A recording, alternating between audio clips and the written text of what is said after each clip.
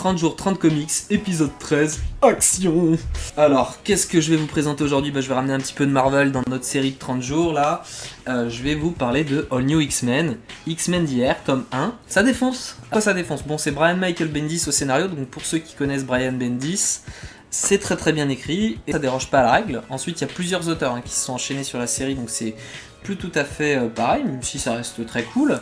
C'est bien pour plusieurs raisons. C'est le tout premier X-Men que j'ai acheté. Et je me suis dit, est-ce que c'est un bon pied à l'étrier pour rentrer dans les X-Men? Bah ouais, carrément.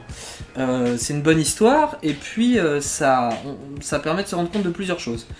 Première chose, les X-Men ne sont pas des héros sombres, etc., comme dans les films, genre la persécution, machin, tout ça. On le sent beaucoup moins. Donc il y a un ton un peu plus léger, un peu plus joyeux, un peu plus... genre on est une bande de potes aussi, donc ça nous arrive de déconner, ça nous arrive de faire des trucs un peu plus légers, un peu plus cool, et de se la péter aussi un peu, voilà, tranquille, en mode ouais, on est les X-Men, on déchire.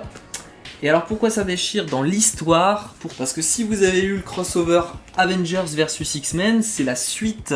Parce que à la fin de ce bouquin-là, il se passe un truc de ouf, du style voilà, je vais pas dire un meurtre ou quoi que ce soit, mais un peu quand même, quoi, il y a un mec qui crève. Et qu'est-ce qui se passe?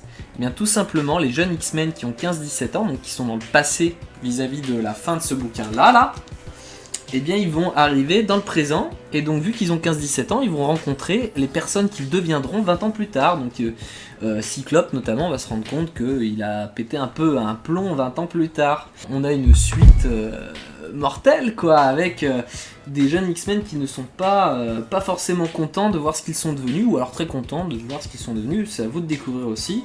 Le dessin est bon, rien de particulier à dire dessus, on a le droit quand même à des belles planches, voilà, notamment Cyclope qui rencontre le Cyclope, non?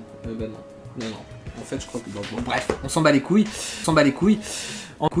En tout cas, foncez le lire, ça déboîte. Achetez la série entière parce qu'elle vaut la peine.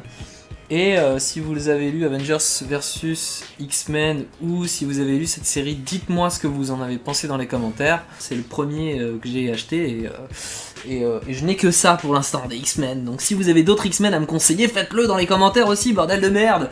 Allez, bisous, ciao. On se retrouve dimanche pour un épisode bien coolax aussi. Pâte au beurre. Allez, on s'en bat les couilles. Pâte au beurre.